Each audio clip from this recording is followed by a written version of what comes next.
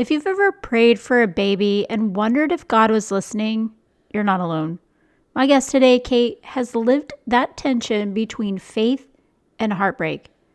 After 16 miscarriages and 4 miracle babies, she's learned that even in the waiting and the loss, God is still faithful. If you're angry, if you're hurting, or if you just need someone to remind you that God can take it, this episode is for you. Still trusting a system that profits from your sickness? Faith Over Pharma is here to flip the script and help you heal the way God designed. Before we jump into today's awesome episode, I just want to take a moment to speak to the woman who's desperately praying for a baby, the one who's tracking every cycle, holding on to hope, and wondering why God is taking so long.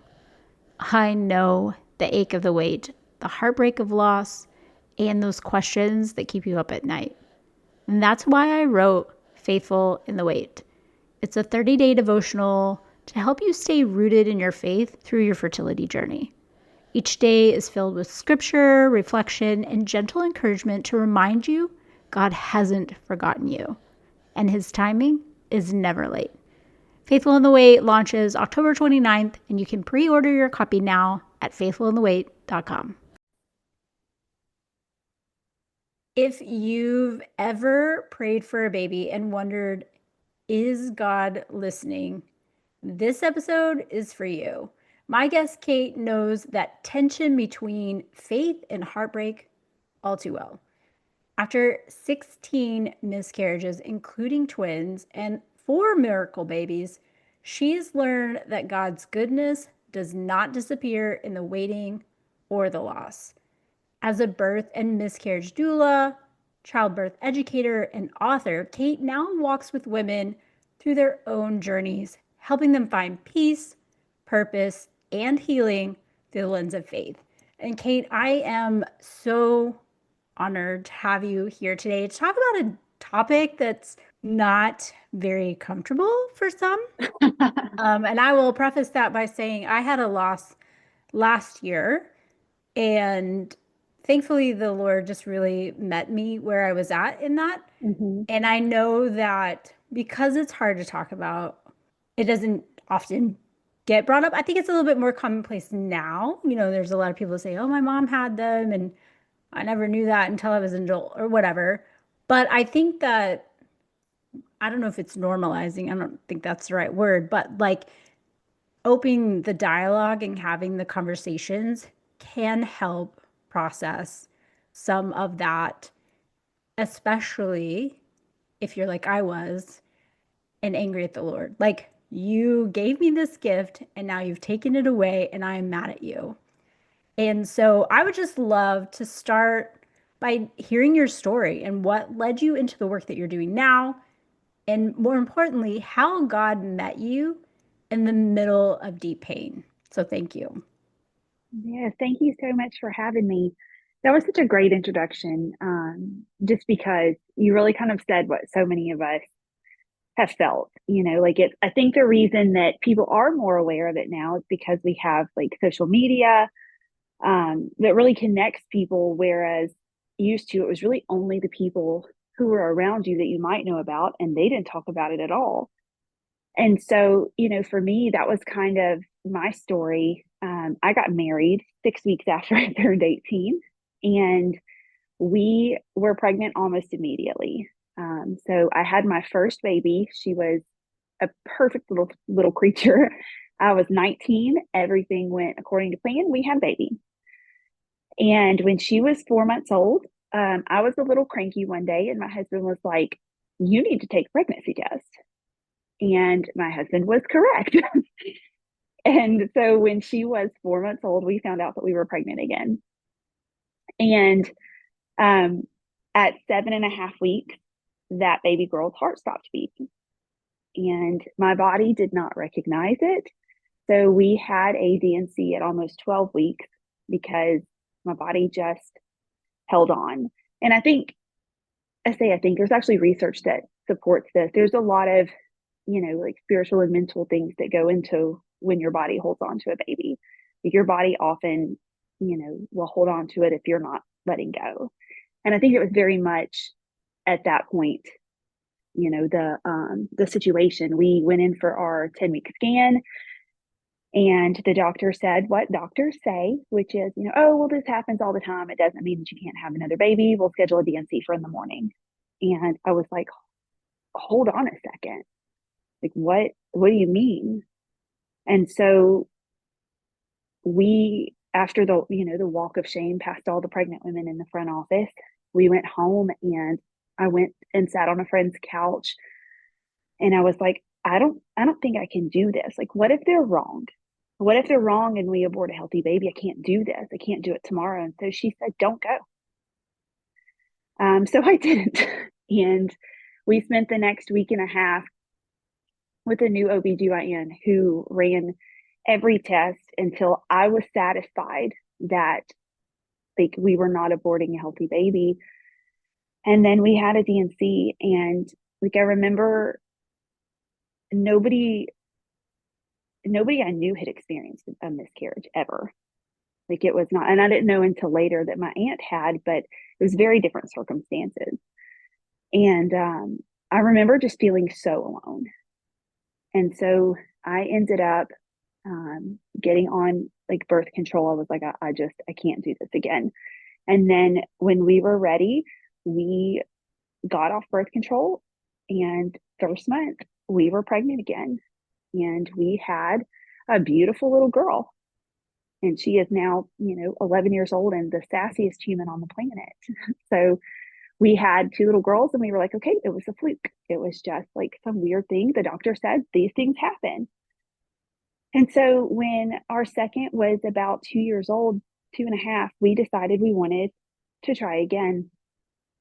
And over the next year and a half, we had 7 more miscarriages, just back to back to back.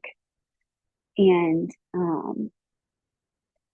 you know, it's so interesting because when you're dealing with infertility and you're dealing with loss, people say so much, and they should really just not say anything if they don't know what to say. But we ended up with people saying, oh, well, but why don't you just be satisfied with what you have? Which was really a hard thing for me, and then you get of course, well, something could have been wrong with the baby, which is not helpful. The Lord giveth and the Lord taketh away, which is biblically out of context. You just get all of these crazy things that people say. And meanwhile, I was so angry. I was like, what is happening? Like, this doesn't make any sense. And so we had run a genetic test after the first one. We knew medically exactly what they said was wrong, which it was a genetic issue where my body did not, if my body threw the right chromosomes, then we had a living baby. If my body threw the wrong chromosomes, we did not. And there was just no way to tell, until we either had a baby or didn't. And so, after that, there were 7, so that makes 8. And then we had a beautiful little boy. And as soon as he was born, I remember standing in the shower with my husband holding the baby. And I was like, I know that this sounds crazy, but I know he's telling us to go again. Like, I know that he's telling me one more, like, let's do this. And I was like, I can't explain this. Like, I am holding a fresh newborn, and it was like, I'm not done. I know that we're not done. And so my incredible husband was like, all right, let's do this.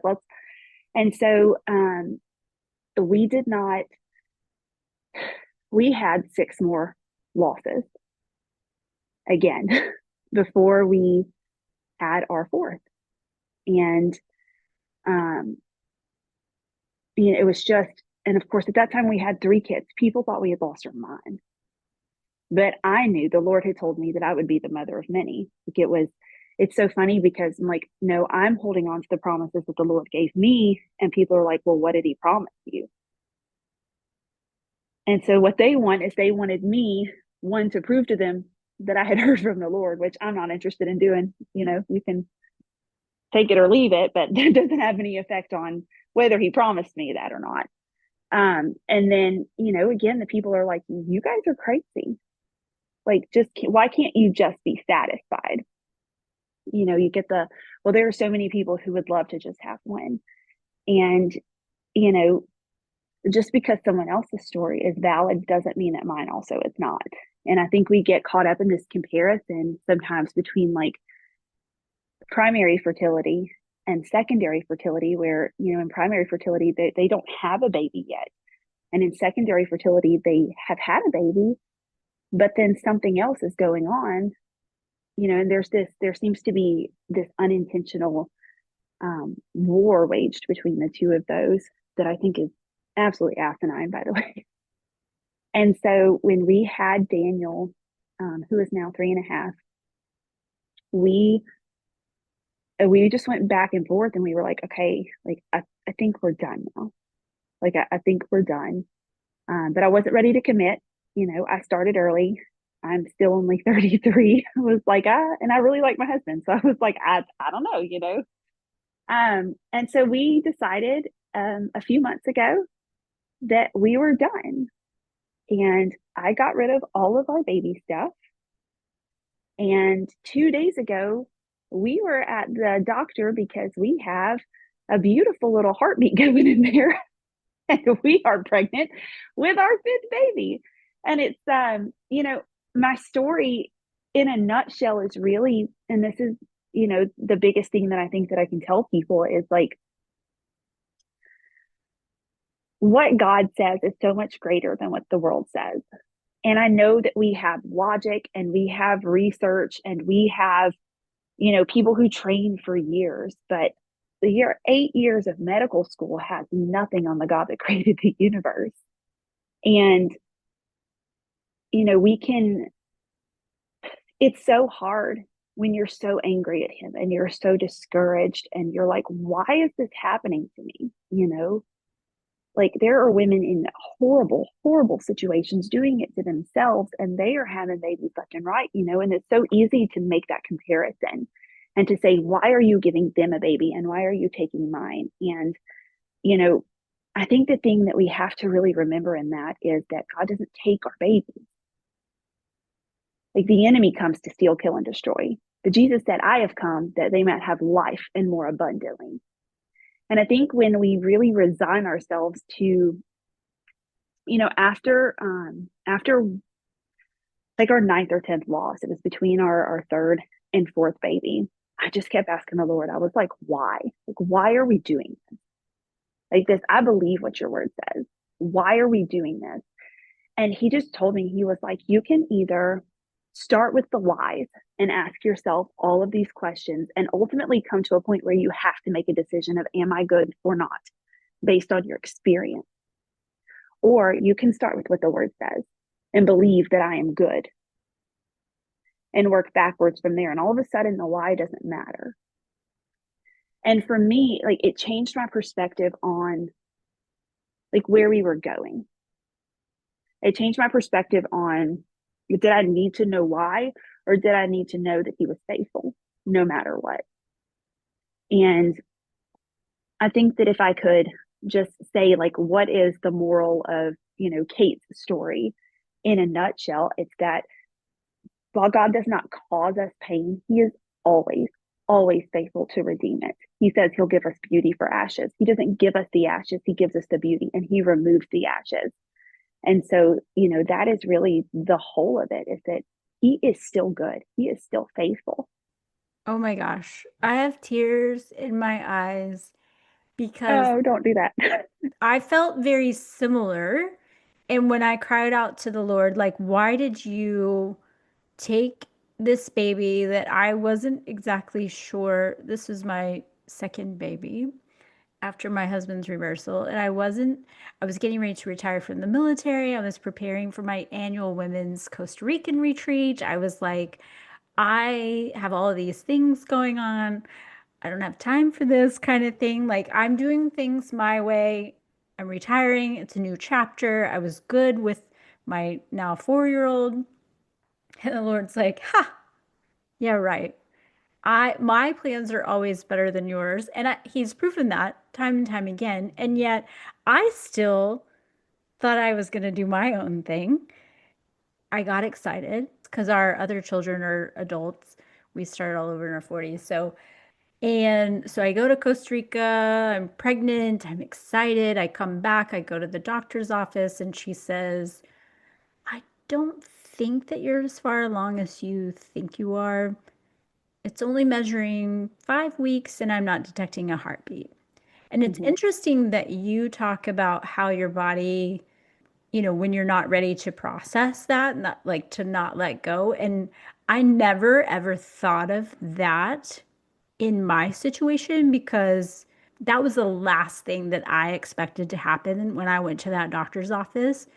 And it wasn't until 2 days later that things kind of, but I also think that I had gotten to that point because I cried out to the Lord and I said, Why? Why did you take this gift from me that I didn't know that I wanted? And he said to me, I know, I lost my son too. And in that moment, I was no longer angry at the situation. All I felt was love. And so, you coming from the point of love and working backwards from that is such a powerful thing that I didn't even realize until you're talking about. That's kind of where if you work from the place of love backwards, it changes everything because it isn't someone taking something from you. It's someone who loves you deeply, that's there with you in the midst of it, that wants nothing more than you to have all the, like, if the Lord's told you you're going to have like all of these children, he delights in that. Like he loves babies. That's kind of when I decided I was going to be like the kid lady. It's kind of like a cat lady, but with kids. So now I love being in the fertility world because I get to have all these babies that I can love on all over. Yes. But gosh, that was just such a powerful, and I love that message of like working back from a place of love and good. So incredible. Wow. You it's, that was such a revelation for me. It was really a turning point in, my thought process from there. And, that is not to say, please don't mistake this. It was not to say that I never like questioned after that, or that, from there it was just all smooth sailing, but having having a foundation there, to work from and to kind of bounce off and bounce back to made a huge difference in, how I addressed and how I saw and how I, thought about this. And so it was actually the way that I got into working with women after loss was very different than the way that I got into working with women, during birth. Because with that, my first two girls were born in hospitals. My first birth was uneventful. My second birth was traumatic. The OBGYN lied, and I didn't find out until years later, actually. So it was really a traumatic process. And so after that, with our third, we home birthed, and then we had our fourth at home as well. But with our third, after our third, it was just such a redemptive birth. It was like, oh, okay, wait, this is what this is supposed to be like. Like, shut the front door. Like, women need to know this. Women need to know, one, that they can.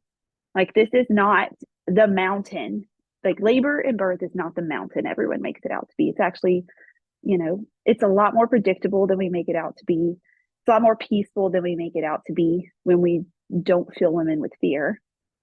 And so immediately after my home birth, I texted our midwife. I was like, how do I become a doula? Like, what do I do? And so within 4 months of his birth, I started working to certify. And, just through people knowing my story, because I'm a very open person. I can keep other people's secrets. I have none. I have no secrets. I've always been very open. And me being open about our losses, you know, people started coming to me and saying, Cate, like, I'm having a miscarriage. What do I do? Like, what my doctor said that it's just going to be a heavy period. And that's not what I'm experiencing. Like, am I dying? Is something wrong? And I'm like, no, your doctor doesn't know what they're talking about. You know, which is always a fun thing to say to people, by the way. You want to make people angry, tell them their doctor doesn't know what they're talking about. 5 stars, highly recommend. But you know, women would just come to me like, hey, my friend is experiencing loss. Like, what can I do? How can I help them? And it really just organically kind of grew to where I was like, I became the girl who knew what she was talking about. And I was, you know, because I was still going through it. You know, I was still in the middle of it. I was attending births while I was losing babies. You know, like that is one of the hardest things I've ever done is like joyfully sat in a room as they brought a baby in and I am bleeding because mine is no longer with me. You know, like that's a whole other level of like, I don't even know what we would call it.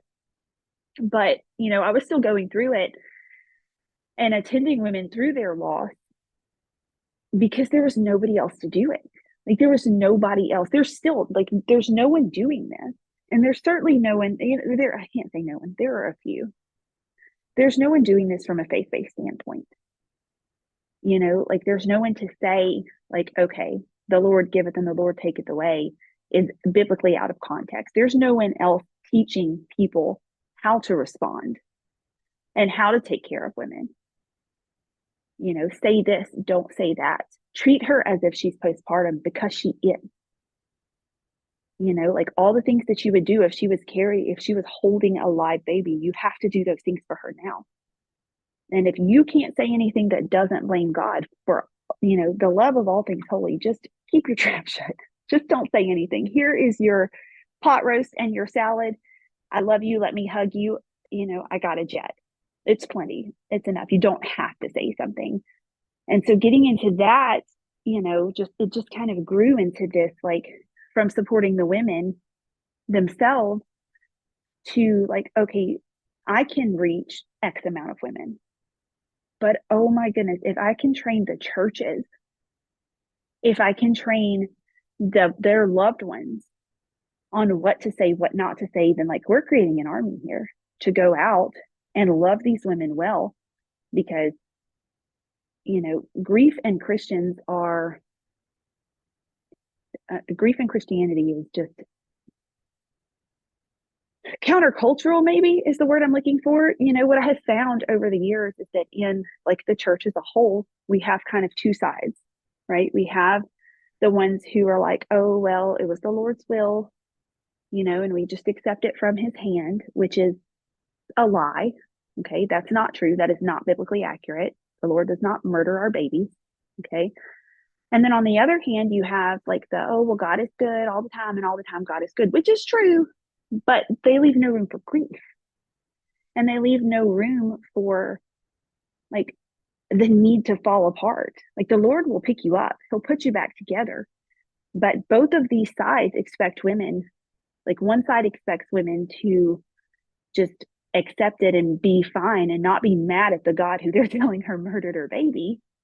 And the other side wants her to just suck it up and act as if it never happened because God is faithful. Well, where's the room for the grief? Where's the room for like the I don't understand and the I don't know? Because if you're, you know, if your God can't handle being questioned, if your religion can't handle like the questioning and the, you know, like the bottom and the pit, then you don't have a religion, you have a cult, you know? And so it's like, hold on a second, where do we create this space for women to grieve?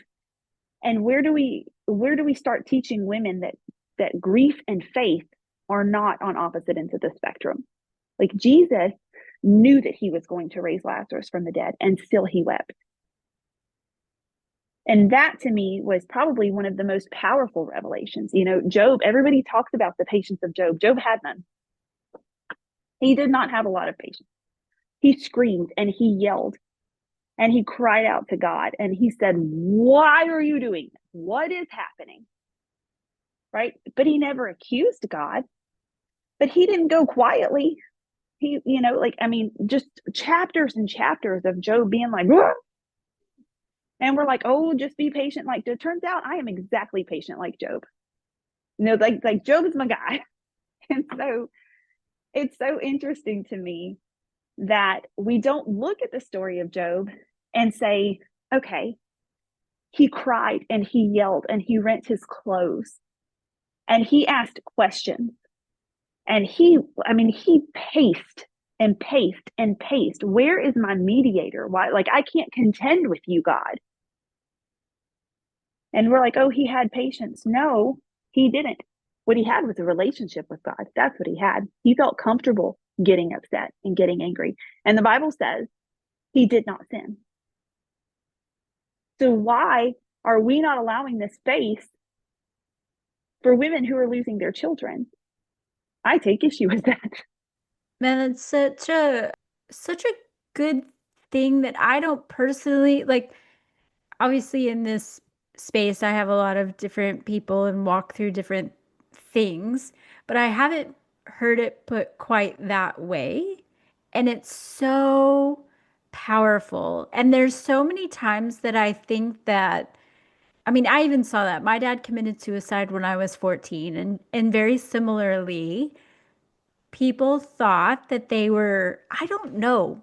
I don't know if they just are like, I don't know what to do with my hands. So they just raise them up in the air. Like they don't know what to do. And I think this is a good opportunity for someone, maybe you don't know what to say, or even thinking through like what would you want someone to say to you if you were going through this, and like let's do that instead of being awkward and saying things that are not helpful or just like sweeping things under the rug as if it didn't happen, because that was very much the case after my dad died, where it was just like, oh, it's, roses and rainbows. Sorry that, here's a casserole. It was just Yeah. weird. So I would love for you to kind of just touch, and I know that you go, a lot more into this, but if somebody's listening to this and maybe they're affected by it or they know somebody is, or maybe in the future something comes up, because I think it is a conversation worth having, that like, what do you say? I love that if you have nothing to say, just keep your mouth shut. Like that's, you know, I grew A up in number one. I grew up in Texas, and that was always, rule number one. If you don't have something nice to say, Yeah. don't say anything at all. But maybe some people just don't know that they're not being nice. I don't know. We'll give them the benefit of the doubt. But when you're pain or in awkwardness, like what would you say? What would you recommend? What are some things that you would tell people? Sure. So, I'm Southern, and actually, my grandmother says, if you don't have something nice to say, come sit next to me. And we laugh at that. And that is not how we are acting in real life. If you don't have something nice to say, don't say anything at all. And that doesn't, I've had someone ask me, they're like, okay, but you just said, like, show up and don't be silent. And I'm like, okay, you can show up and still be silent. Showing up doesn't mean talking. You can, in fact, sometimes the best thing you can do is, bring that dinner and just sit with her on the couch in silence, just to exist. Okay, I'm a talker. I have a really hard time in silence, and like, don't sit next to me at a funeral, because when I am uncomfortable, I make jokes, which, for some personalities is helpful. But when someone's just lost their baby, it's okay to sit there in complete and total silence. Like, it's okay to sit there or to say, hey, what can I do to be helpful? Can I wash dishes so you can rest? Can I fold laundry so you can rest? If they have children and they're dealing with secondary infertility, can I take the kids to play in the backyard so you can rest? You know, in the silence, I think grief makes people very uncomfortable. So we say things like, oh, well, it was the will of the Lord. Well, what can we say instead of that? Nothing. You can say nothing. You can say, I'm so sorry for your loss. You can, one of the biggest things that we deal with after pregnancy loss, especially when it's early, is that oftentimes we were the only ones who knew the baby existed. And so in that silence, what we find is just a deep, deep loneliness. because to everybody else, even if you tell them, they never truly experience your baby. And so to them, the baby didn't exist. So for you coming in as someone who didn't experience the baby and going into a mother who is grieving, one of the best things you can do is recognize the baby. Ask her, would you like to talk about the baby? Would you like, did you happen to name the baby? Does the baby have a name that I can call him instead of just miscarriage or loss? From the moment we see tests on a line as women, we've got a baby list name, a name of, or a list of baby names. We are, there's a poem in the book that I published last year, and it's called 6 Weeks. And it just talks about how, like, in 6 weeks worth of time, you've planned your whole life out. I've seen your wedding and your first steps. And like it all happened in 6 weeks. I experienced it all in my mind. And people don't understand that because they've never had that. And that's okay. But giving humanity to this baby, like, do you want to talk about this baby? Did you happen to name the baby? Calling her what she is, which is a mother, whether she has a baby with her, whether she doesn't, she housed life in her womb. She is a mother. She has a child, maybe not in the same location, but she is a mother. Because what we find is that when we refuse to talk about the baby, we refuse to talk about the woman as a mother. Okay. We love to talk about pro-life, pro-life, pro-life. When it comes to miscarriage, when we remove the humanity of the baby, we remove the motherhood from the woman. And if she is no mother and there is no baby, then what is she grieving? If there was no baby, then she is no mother. So we cannot remove the humanity of the baby and invalidate the motherhood of the woman. And that is exactly what happens when we are so uncomfortable that we refuse to talk about the baby. So, you can choose silence. You can choose to just sit in her presence. You can talk about the baby. Ask her what do you want to talk about the baby? Do you not want to talk about the baby? Either option is okay. But what we find is that in our discomfort over grief, and then in our silence, we remove all choice from the woman. Like, we decide that she needs space, but she is lonely. She doesn't need space. Or we decide, that she needs 17 people in her house the day after it happened. People are like, well, what does she need? Well, first off, if you say things like, well, let me know what you need, and people genuinely mean that, they will do something, but they need you to tell them what to do. The problem is that, if you've lost them, you lost your dad early. If you had lost someone, in that like grief stupor, there is a haze there. You have no idea what you need. So what I teach people is ask very pointed questions. How are you feeling physically? How are you feeling emotionally? Would it be helpful if I, A, brought dinner on Tuesday night, B, brought dinner on Thursday night, C, brought dinner on Saturday night? Option D, is there a better night? Would it be helpful to you if I came over and did some dishes or scrubbed a toilet so you could nap? These are very pointed questions, because what happens is we're waiting on her to tell us what to do. She has no idea what she needs, or she's, Southern and was taught it's rude to ask. And we end up with a lonely mother and people who want to help but have no idea how to. So, I tell people, let's communicate as adults. Ask until you get the answer that you want. Do you want to talk? Do you not want to talk? She is capable of making that decision. Do you want me to come sit with you? Do you want me to come get the kids and take them somewhere so that you have the house to yourself? Do you need a date night with your husband? Asking pointed questions, I promise you, if you're overwhelming her, she'll tell you, or she'll just ignore you. right? Which is also fine. But we have to be willing to take those steps because she just doesn't know what she needs. And I didn't realize this until about 3 years ago. One of my very good friends lost her husband very unexpectedly. He was 38. And I had actually just been their doula for their fifth baby, who was 4 months old when he died. And, all like that time of being a doula through miscarriage and stuff, I was like, I know things about grief. No, no, no, no, no, no.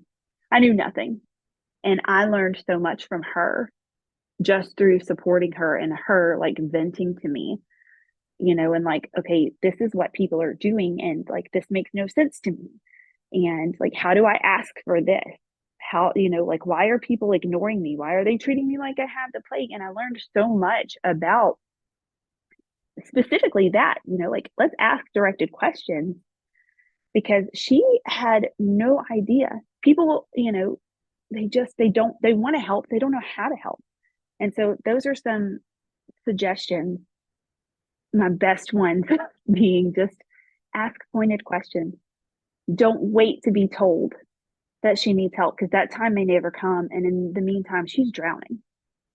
Man, that's so good. And I personally am a big fan of if you're going to cook for me, I'm always going to say yes. So I 100%. especially like that. Like even after my mom made a bunch of food for me after both of my kids, and that was like the greatest thing. And certainly when I went through my loss, it wasn't, I didn't tell a lot of people about it. It's just Mm-hmm. kind of privately. But anyway, I like like, would you like dinner on Tuesday or Thursday? Like, that's amazing, Yes. amazing advice. If someone is listening to this, obviously you have a wealth of experience and compassion and all of the things. But if somebody is listening to this, maybe they've had loss that they haven't quite processed through. It's sort of just maybe stuck there. What would you say to her? Oh, if I cry my lashes off today, okay, I can do this. With our first loss, we did the genetic testing, and we found out it was a little girl. We named her Annabelle. After we lost Annabelle, I did not understand. I was so new to faith and, to just all of it. And I was wrecked. I did not understand. And probably about a month after, I still had about a month after the DNC, I had a 6 month old baby still. And I was still very fresh postpartum, going through everything after, a miscarriage. And about a month later, I was sitting on my couch and my doorbell rang. And a woman from our church, her name is Cora. If you're listening to this, Cora, I love you so deeply that I could not explain to you. Um, she came to my house and she sat down on my couch and she said, Katie, how are you? And I was like, I'm fine. I'm okay. How are you? And she was like, no, you're not. Like, how are you? And like, just, it's so funny how we hold it together, but we're really just waiting on one person to be like, no, really. Like, I need to know how you are. And like, I just fell to pieces. It had been 2 months since we had found out, almost a month since the DNC. And, she told me, she said, Katie, which is what our friends and family call me. She said, Katie, he can take it, right? And I was like, what are you talking about? Like, I had not prayed over my food. Okay. I was so angry. Me and the Lord, we were not talking, right? Like, I literally was like, you pray over your food. I'm good. And she said, he can take it. And I said, who can take what? What are you talking about? And she said, God, he can take it. You can tell him how you feel. And I was like, oh, I don't think I can. Like, I'm pretty sure like he'll strike me down with lightning or something. Like, just absolutely not. And she was like, Katie, if you're angry, tell him. Like, if you are so pissed off that you can't even pray over your food, tell him. He already knows, right? And I was like, I just broke down. I don't remember any, like, I don't remember the rest of it because that's literally the only thing I remember about the conversation. I don't remember how long she was there. I don't remember anything else we may have talked about, but I remember sometime after she left, it may not have even been that day, but I remember just breaking down and being like, how could you? Like, how could you? Because in those moments when you're so angry at him, like what you say you believe, like the faith that you like people to believe you have, and the faith that you have in your private moments, if those two things don't line up, you are going to find out when you are angry with God. And he already knows, you know. And so I just let it go. I mean, I holler. I went full on Job. Okay. It was like, I cannot imagine that it was like a pretty scene. The Lord was like, whoa, my guy. And, but that brought me a freedom and has, you know, for the rest of my life. Like I have grown so much as a woman and as like a follower of Christ since that moment in my life. And having the freedom to feel that anger without feeling like I was blaspheming God and without feeling like, you know, I was going to somehow offend him. You know, like I'm not saying cuss the Lord out. Like that's not what I'm saying here. I'm saying he already knows how you're feeling. If you're angry with him, he knows. He doesn't need you to tell him. You need you to tell him. You need for yourself to let all of those things out that you've been holding in that you're not willing to tell another soul. You can tell him. And he's not going to strike you down with lightning. You know, he's not, he is a good father. You know, like I do not have an emotionally healthy father. Okay. I did not, like my upbringing was not healthy at all. And I grew up always afraid that like something that I did was going to enrage him. So that was the view that I had of God. But that's not the God that we serve.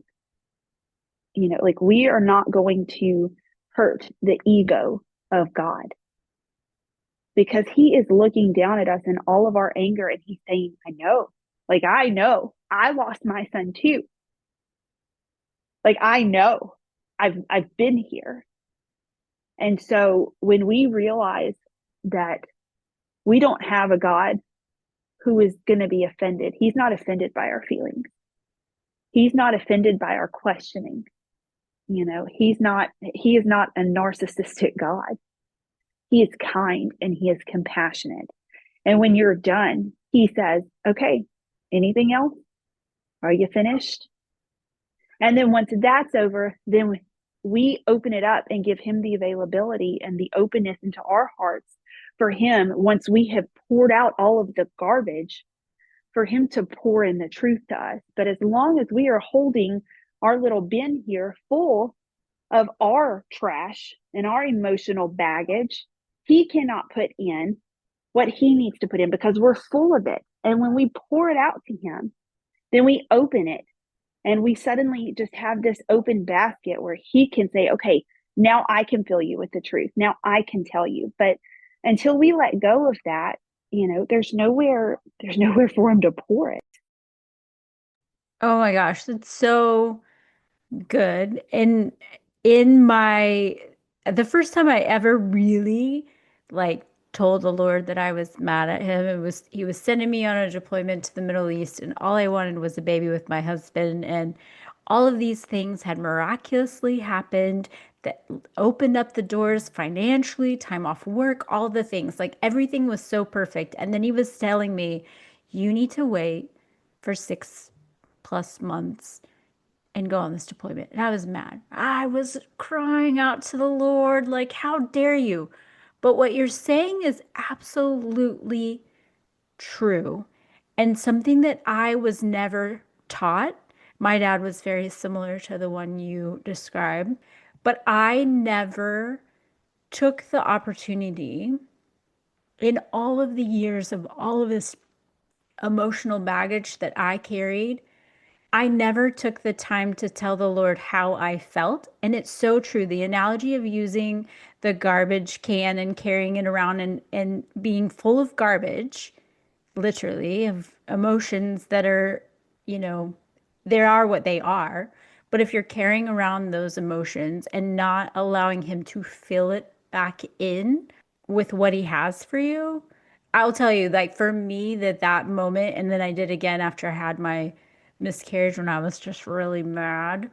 It opened up so much, and that's such a powerful thing that I hope that whoever's listening to this that has been carrying that, whatever that emotional baggage is, I pray that you are able to have the courage to let it out and tell him how you feel because it will change your life. And not to say that it's easy or anything. You know, my mom was asking me the other day, she's a grief person at her church. So she was very like, are you okay with your, miscarriage and all of that? Everything okay there? And I'm thinking, like, not that I'm okay with it, but I very much went through the process of talking to the Lord about it. And He met me where I was at and, like, restored and filled my heart in ways I didn't have the capacity to do before. So I love that you say that. And I'm just so thankful for all of the amazing things that you have shared today. And I know somebody's listening to this and they're like, I need to reach out to her because she's amazing. How does somebody find you? Sure. So my company is called the Birth and Loss Collective. I am on Instagram. I'm on Instagram. I'm not a great Instagrammer. Okay. Facebook, TikTok. I'm on both of those. My website is stan.store/birth and loss collective. That is an easy way to contact me, an easy way to see, the offerings that I have. And yeah, you can also email me. My email is birthwithkate, and that is Kate with a C @gmail.com. And I'll make sure all of that is in the show notes as well. But before we jump off today, is there anything else that you want to say? I'm so grateful for you for having me, on here. Um, if you are on social media, go ahead and give me a follow. I do have a book published on Amazon that is a collection of just things that I wrote over the course of loss. And it's, of course, linked on my website. And then we have a 21-day devotional coming out for women who have experienced miscarriage. And, that timeline it's a timeline. We're hoping to have it out by the end of the year, but we'll see how that goes. Just reach out to me, follow me, keep up with me, comment on my stuff, ask me questions. I am an open book and I would love to talk to you guys.